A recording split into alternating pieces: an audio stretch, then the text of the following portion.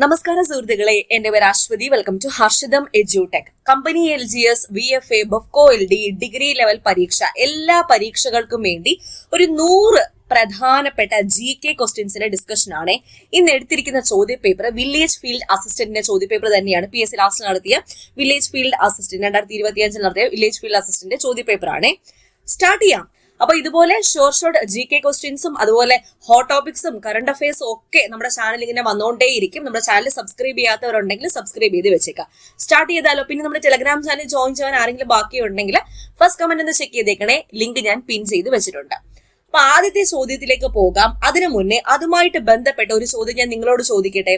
Malabar manual രചിച്ചത് ആരാണ്? താഴെ ഒന്ന് കമന്റ് ചെയ്യാമോ? ഓപ്ഷൻസ് വേണോ? ഓപ്ഷൻസിന്റെ ആവശ്യമില്ല അല്ലെ. മലബാർ മാനുവൽ രചിച്ചത് ആരാണെന്ന് താഴെ ഒന്ന് കമന്റ് ചെയ്തേക്കാം. അപ്പൊ ആദ്യത്തെ ചോദ്യം നോക്കാം. ഹിസ്റ്ററി ഓഫ് കേരള എന്ന പുസ്തകം രചിച്ചത് ആര്?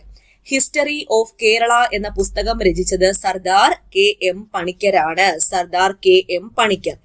അപ്പൊ കേരള ചരിത്രവുമായി ബന്ധപ്പെട്ട കുറച്ച് പുസ്തകങ്ങളും രചയിതാക്കളും. അപ്പൊ ഒറ്റ ക്ലാസ്സിൽ നിന്നും 100 ചോദ്യം നിങ്ങൾക്ക് കിട്ടിയിരിക്കും കേട്ടോ. പിടിച്ചോളൂ. കേരളത്തിന്റെ സാംസ്കാരിക ചരിത്രം PSC പ്രീവിയസ് ക്വസ്റ്റ്യൻ ആണ്. PK ഗോപാലകൃഷ്ണനാണ് രചിച്ചത്. കേരളത്തിന്റെ സാംസ്കാരിക ചരിത്രം രചിച്ചത് ആരാണ്? PK ഗോപാലകൃഷ്ണൻ. കേരള ചരിത്രം, കേരള രാഷ്ട്രീയം, കേരള സംസ്കാരം, കേരള ചരിത്ര ശില്പികൾ എന്നീ പുസ്തകങ്ങളുടെ രചയിതാവ് A. ശ്രീധര മേനോൻ ആണ്. നമ്മൾ കേരള ഹിസ്റ്ററി പഠിക്കുമ്പോൾ A. ശ്രീധര മേനോൻ സാറിന്റെ പുസ്തകം മസ്റ്റ് ആയിട്ടും പഠിച്ചിരിക്കേണ്ടതായിട്ടുണ്ട്. നമ്മുടെ ഹർഷിത എഡ്യൂടെക് ആപ്പില് ഈ പുസ്തകം വെച്ച് തന്നെയാണ് ഞാൻ കേരള ഹിസ്റ്ററിയുടെ ക്ലാസ് എടുത്തിരിക്കുന്നത്. അപ്പോൾ കേരള ചരിത്രം, കേരള രാഷ്ട്രീയ ചരിത്രം, കേരള സംസ്കാരം, കേരള ചരിത്ര ശില്പികൾ എന്നീ പുസ്തകങ്ങളുടെ രചയിതാവ് ആരാണ്? A. ശ്രീധര മേനോനാണെന്ന് ഓർക്കുക. മതിലകം രേഖകൾ രചിച്ചത് ആരാണ്? S. ഉമാമഹേശ്വരിയാണ്. S. ഉമാമഹേശ്വരിയാണ് മതിലകം രേഖകൾ രചിച്ചത്. ഇനി മാർത്താണ്ഡവർമ്മ രചിച്ചത് ആരാണ്? CV രാമൻപിള്ള. അപ്പൊ ഒരുമിച്ച് ഞാൻ പറയാം. മാർത്താണ്ഡവർമ്മ, ധർമ്മരാജ, രാമരാജ ബഹദൂർ എന്നീ പുസ്തകങ്ങളുടെ രചയിതാവ് ആരാണ്? CV രാമൻപിള്ള. 3 ചരിത്ര ഗ്രന്ഥങ്ങളാണ്. മാർത്താണ്ഡവർമ്മയായാലും ധർമ്മരാജയായാലും രാമരാജ ബഹദൂർ ആയാലും CV രാമൻപിള്ളയാണ് രചിച്ചത്. PSC മാച്ച് ദ ഫോളോയിങ് ചോദിച്ച ചോദ്യമാണ്. ജാതി വ്യവസ്ഥയും കേരള ചരിത്രവും രചിച്ചതാരാ? PK ബാലകൃഷ്ണൻ. PK ബാലകൃഷ്ണനാണ് ജാതി വ്യവസ്ഥയും കേരള ചരിത്രവും രചിച്ചിരിക്കുന്നത്. തിരുവിതാംകൂർ ചരിത്രം രചിച്ചത് ആരാണ്? P. ശങ്കുണ്ണി മേനോനാണ്. P. ശങ്കുണ്ണി മേനോൻ. ഓക്കെ, അപ്പൊ പറഞ്ഞ കാര്യം ഒന്നുകൂടെ റിപ്പീറ്റ് ചെയ്യട്ടെ. കേരളത്തിന്റെ സാംസ്കാരിക ചരിത്രം രചിച്ചത് ആരാണ്? PKG എന്നോർത്താ മതി. PK ഗോപാലകൃഷ്ണൻ. ഇനി PK ബാലകൃഷ്ണൻ ഉണ്ട്. PKB എന്നോർത്താ മതി. ഇദ്ദേഹം രചിച്ചത് ജാതി വ്യവസ്ഥയും കേരള ചരിത്രവുമാണ്. കേരള ചരിത്രം എന്ന ഗ്രന്ഥം രചിച്ചത് ആര്? അല്ലെങ്കിൽ കേരള രാഷ്ട്രീയ ചരിത്രം എന്ന ഗ്രന്ഥം രചിച്ചത് ആര്? കേരള സംസ്കാരം, അതുപോലെ കേരള ചരിത്ര ശില്പികൾ, ഈ 4 ഗ്രന്ഥത്തിന്റെയും രചയിതാവ് A. ശ്രീധര മേനോനാണ്. A. ശ്രീധര മേനോൻ. ഇനി മാർത്താണ്ഡവർമ്മ, ധർമ്മരാജ, രാമരാജ ബഹദൂർ രചിച്ചത് ആരാണ്? CV Raman Pillai. CV Raman Pillai. CV രാമൻപിള്ളയുടെ വിശേഷണം എന്താണ്? കേരള സ്കോട്ട് എന്നറിയപ്പെടുന്നത് CV രാമൻപിള്ളയാണ്. മതിലകം രേഖകൾ രചിച്ചത് S. ഉമാമഹേശ്വരി. S. ഉമാമഹേശ്വരി. തിരുവിതാംകൂർ ചരിത്രം രചിച്ചത് ആരാണ്?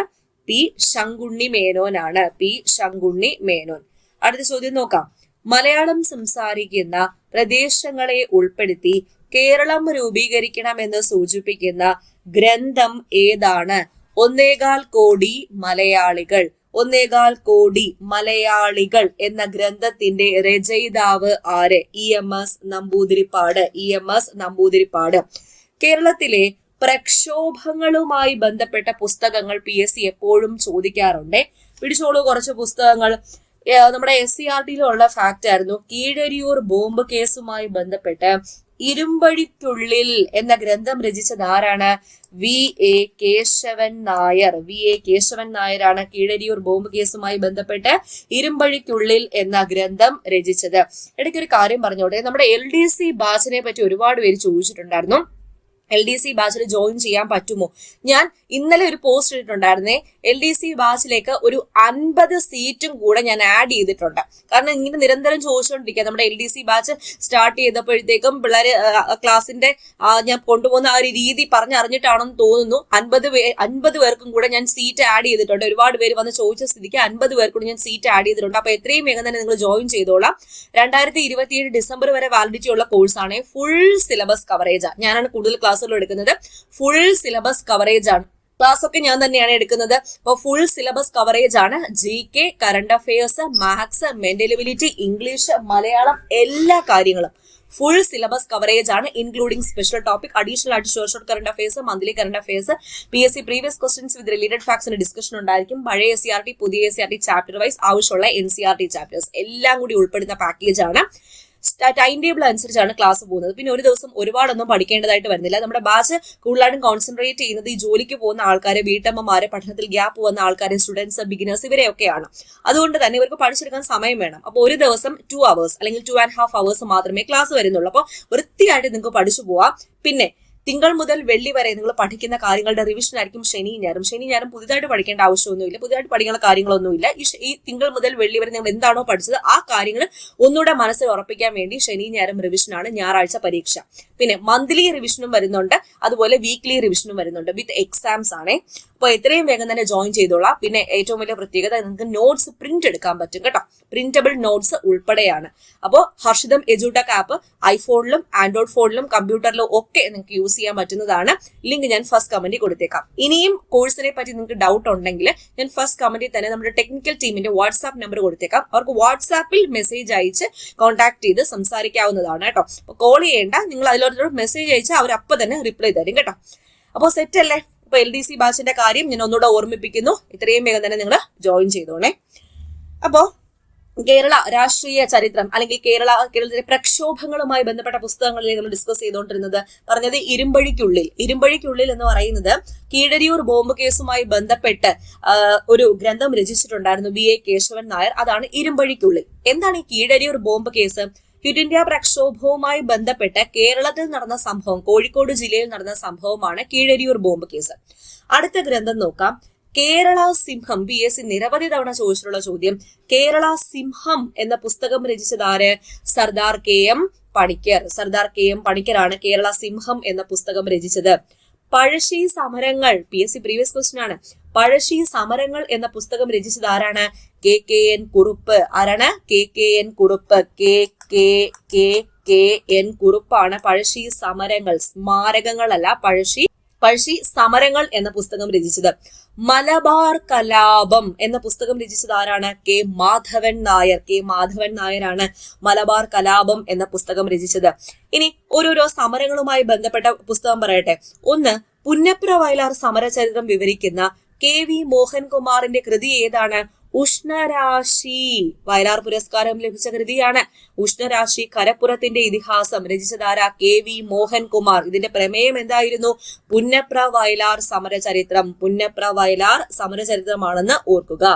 ക്വിറ്റ് ഇന്ത്യ പ്രക്ഷോഭ കാലത്തെ കുറിച്ച് പ്രതിപാദിക്കുന്ന NV കൃഷ്ണവാര്യരുടെ കവിത ഏതാണെന്ന് ചോദിച്ചാൽ ക്വിറ്റ് ഇന്ത്യ ആണെന്ന് ഓർക്കുക. Quit India. പുന്നപ്ര വയലാർ സമരത്തെ പശ്ചാത്തലമാക്കി P. കേശവദേവ് രചിച്ച നോവൽ ഏതാണ്? ഉലക്ക എന്ന നോവലാണ്. ഉലക്ക. ഇനി മലബാർ കലാപം പശ്ചാത്തലമാക്കി സുന്ദരികളും സുന്ദരന്മാരും എന്ന നോവൽ എഴുതിയത് ആരാണ്? ഉറൂബാണ്. ഉറൂബ്. PC കുട്ടിക്കൃഷ്ണൻ. ഉറൂബാണ്.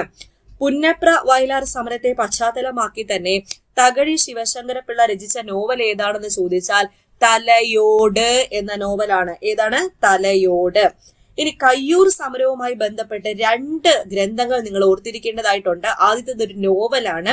കയ്യൂർ സമരത്തെ ആസ്പദമാക്കി ചിരസ്മരണ എന്ന നോവൽ രചിച്ചത് ആരാണ്? നിരഞ്ജനയാണ്. നിരഞ്ജന. കയ്യൂർ സമരചരിത്രം എന്ന ഗ്രന്ഥം രചിച്ചത് ആരാണ്? VV കുഞ്ഞമ്പു. AV കുഞ്ഞമ്പു അല്ല, VV കുഞ്ഞമ്പു ആണ്. VV കുഞ്ഞമ്പു. സെറ്റ് അല്ലേ? ഇത്രയും പുസ്തകങ്ങൾ സെറ്റ് ആണോ? ഓക്കെ. അടുത്ത ചോദ്യം നോക്കാം.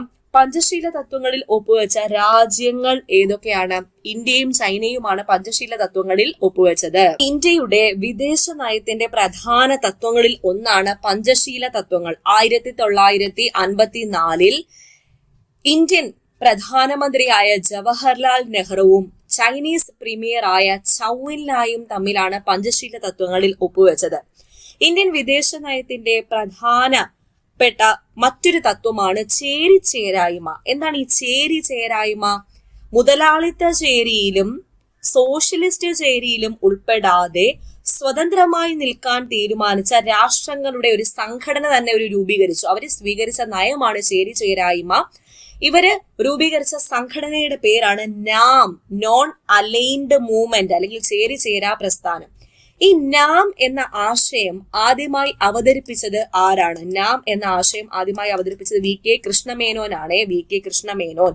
നാമിന്റെ രൂപീകരണത്തിന് നേതൃത്വം നൽകിയ പ്രമുഖ ലോക നേതാക്കൾ ആരൊക്കെയാ? Jawaharlal Nehru, Gamal Abdul Nasser, Marshal Tito, Ahmed Sukarno, Kwame Nkrumah എന്നിവരാണ്. ഇന്ത്യയിൽ നിന്നും ആരായിരുന്നു നേതൃത്വം നൽകിയത്? Jawaharlal Nehru. Gamal Abdul Nasser ഈജിപ്തിന്റെ പ്രസിഡന്റ് ആയിരുന്നു. മാർഷൽ ടിറ്റോ യുഗോസ്ലേവിയൻ പ്രസിഡന്റ് ആയിരുന്നു. അഹമ്മദ് സുകാർണോ ഇന്തോനേഷ്യൻ പ്രസിഡന്റ് ആയിരുന്നു. ഖ്വാമി എൻക്രൂമ ഘാന പ്രസിഡന്റ് ആയിരുന്നു. ജവഹർലാൽ നെഹ്റു അഭിപ്രായപ്പെട്ടത് ചേരിചേരായ്മ ലോകകാര്യങ്ങളിൽ നിന്നും മാറി നിൽക്കലല്ല, ലോകം അഭിമുഖീകരിക്കുന്ന പല പ്രശ്നങ്ങളിലും സജീവമായി ഇടപെടലാണ് എന്ന് അഭിപ്രായപ്പെട്ടത് ആരാണ്? ജവഹർലാൽ നെഹ്റു ആണ്. ജവഹർലാൽ നെഹ്റു. ഓക്കെ, അടുത്ത ചോദ്യം. 1857 കലാപത്തിൽ നാനാ സാഹിബ് നേതൃത്വം നൽകിയ സ്ഥലം ഏതായിരുന്നു? നാനാ സാഹിബ് കാൺപൂരിലാണ് നേതൃത്വം നൽകിയത്. അപ്പൊ 1857 വിപ്ലവത്തിന്റെ പ്രധാന നേതാക്കളെ നോക്കിയാലോ? ബീഹാറിൽ നേതൃത്വം നൽകിയത് അല്ലെങ്കിൽ ആരയിൽ നേതൃത്വം നൽകിയത് ആരാണെന്ന് ചോദിച്ചാൽ കൻവർ സിംഗ് ആണ്. കൻവർ സിംഗ്. അപ്പോ ബീഹാറിലെ ആരയിൽ നേതൃത്വം നൽകിയത് കൻവർ സിംഗ് ആണ്. ജഗദീഷ്പൂരിൽ നേതൃത്വം നൽകിയതും കൻവർ സിംഗ് ആണ്. നാനാ സാഹിബ് കാൺപൂരിൽ നേതൃത്വം നൽകിയ നാനാ സാഹിബും താന്തിയ തോപ്പിയും. ഝാൻസിയിൽ നേതൃത്വം നൽകിയത് ആരാണ്? റാണി ലക്ഷ്മിഭായി ആണ്. ഝാൻസിയിൽ നേതൃത്വം നൽകിയത്. ഡൽഹിയിൽ നേതൃത്വം നൽകിയത് ആരാണ്? ജനറൽ ഭക്ത് ഖാനും ബഹദൂർ ഷാ രണ്ടാമനുമാണ്. ലക്നൌവിൽ നേതൃത്വം നൽകിയത് ബീഗം ഹസ്രത് മഹലും ബിർജിസ് ഖാദറും ചേർന്നിട്ടാണ്. ബിർജിസ് ഖാദർ. ഝാൻസിയിൽ നേതൃത്വം നൽകിയത് റാണി ലക്ഷ്മിഭായ്. ഗ്വാളിയോറിൽ നേതൃത്വം നൽകിയത് റാണി ലക്ഷ്മിഭായും താന്തിയ തോപ്പിയും ചേർന്നിട്ടാണെന്ന് ഓർക്കുക. മധുര രഥത്തിൻ്റെതായാണ്. മധുരയിൽ നേതൃത്വം നൽകിയത് ദേവി സിംഗ്. മീററ്റിൽ നിന്നാണ് 1857 വിപ്ലവം പൊട്ടിപ്പുറപ്പെട്ടത്. മീററ്റിൽ നേതൃത്വം നൽകിയത് ആരെന്ന് ചോദിച്ചാൽ കദം സിംഗ് ആണ്. ഓർക്കുക. PSC previous question. ഫൈസാബാദിൽ നേതൃത്വം നൽകിയത് മൗലവി അഹമ്മദുള്ള. ബറേലി, റോഹിൽഖണ്ഡ് എന്നീ സ്ഥലങ്ങളിൽ നേതൃത്വം നൽകിയത് ആരാണ്? ഖാൻ ബഹദൂർ ഖാൻ. ഓർക്കുക. ഇനി അസമിൽ നേതൃത്വം നൽകിയത് ആരാണ്? ദിവാൻ മണിറാം ദത്തയാണ്. ഇനി 1857 വിപ്ലവ സമയത്തെ ബ്രിട്ടീഷ് ഗവർണർ ജനറൽ ആരായിരുന്നു എന്ന് ചോദിച്ചാൽ കാനിങ് പ്രഭു ആണെന്ന് ഓർക്കുക. 1857 വിപ്ലവം ആരംഭിക്കുമ്പോൾ ബ്രിട്ടീഷ് സൈനിക തലവൻ ആരാണെന്ന് ചോദിച്ചാൽ ജോർജ് ആൻസൺ ആണ്. 1857 കലാപം അവസാനിക്കുമ്പോൾ ബ്രിട്ടീഷ് സൈനിക തലവൻ ആരായിരുന്നു? Colin Campbell. ആ സമയത്തെ ബ്രിട്ടീഷ് പ്രധാനമന്ത്രി 1857 വിപ്ലവ സമയത്തെ ബ്രിട്ടീഷ് പ്രധാനമന്ത്രി ആരായിരുന്നു? പാൾമൺസ്റ്റൺ പ്രഭു ആയിരുന്നു. ബ്രിട്ടീഷ് രാജ്ഞി ആരാണെന്ന് ചോദിച്ചാൽ വിക്ടോറിയ രാജ്ഞി. ചോദ്യം. 1775 രണ്ടാം അമേരിക്കൻ കോണ്ടിനെന്റൽ കോൺഗ്രസ് നടന്നത് എവിടെയാണ്? ഫിലാഡൽഫിയ. അപ്പൊ ഏതൊക്കെ വർഷങ്ങളിലാണ് കോണ്ടിനെന്റൽ സമ്മേളനങ്ങൾ നടന്നത്? 1774, 75, 76, 76 എന്നീ വർഷങ്ങളിലാണ് കോണ്ടിനെന്റൽ സമ്മേളനങ്ങൾ നടന്നത്. ഒന്നാം കോണ്ടിനെന്റൽ സമ്മേളനം നടന്ന വർഷം 1775. എവിടെയാണ് നടന്നത്? അതും ഫിലാഡൽഫിയയിൽ തന്നെയാണ് നടന്നത്. ഈ ഒന്നാം കോണ്ടിനെന്റൽ കോൺഗ്രസിൽ പങ്കെടുക്കാതിരുന്ന ഏക കോളനി, 13 കോളനി ഉണ്ടായിരുന്നല്ലോ, അതിൽ ഏക കോളനി ഏതായിരുന്നു പങ്കെടുക്കാതിരുന്നത്? ജോർജിയ. അപ്പൊ BSc ചോദിക്കുകയാണ്, കോണ്ടിനെന്റൽ കോൺഗ്രസ് സമ്മേളനം ഏത് വിപ്ലവവുമായി ബന്ധപ്പെട്ടിരിക്കുന്നു? അമേരിക്കൻ വിപ്ലവവുമായി ബന്ധപ്പെട്ടിരിക്കുന്നു എന്ന് ഓർക്കുക. അമേരിക്കൻ സ്വാതന്ത്ര്യ സമരത്തിന്റെ പ്രസിദ്ധമായ മുദ്രാവാക്യം എന്താണ്? No taxation without representation. പ്രാതിനിധ്യമില്ലാതെ നികുതിയില്ല എന്നതാണ് അമേരിക്കൻ സ്വാതന്ത്ര്യ സമരത്തിന്റെ പ്രസിദ്ധമായ മുദ്രാവാക്യം. ഈ മുദ്രാവാക്യത്തിന്റെ ഉപജ്ഞാതാവ് അല്ലെങ്കിൽ ഈ മുദ്രാവാക്യത്തിന് രൂപം നൽകിയത് ആരാണെന്ന് ചോദിച്ചാൽ ആരാണ്? ജെയിംസ് ഓട്ടിസ് ആണ്. ഇനി പ്രധാനപ്പെട്ട ഒരു ചോദ്യം ഉണ്ടല്ലോ, കോമൺ സെൻസ് എന്ന ലഘുലേഖ അവതരിപ്പിച്ച വ്യക്തി ആരാ? Thomas pain. എന്താണ് ഈ കോമൺ സെൻസ്?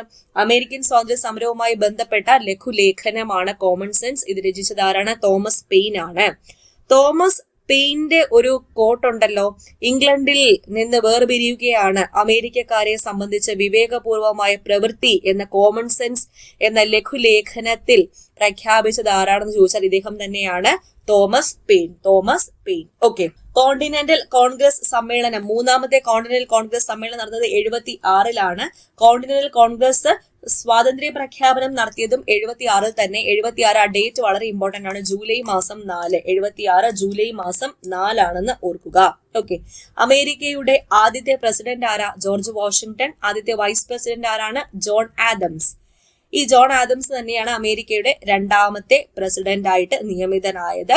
നിലവിലെ പ്രസിഡന്റ് ആരാണെന്ന് ചോദിച്ചാൽ നിലവിലെ പ്രസിഡന്റ് ഡൊണാൾഡ് ട്രംപ് ആണ്. Donald Trump.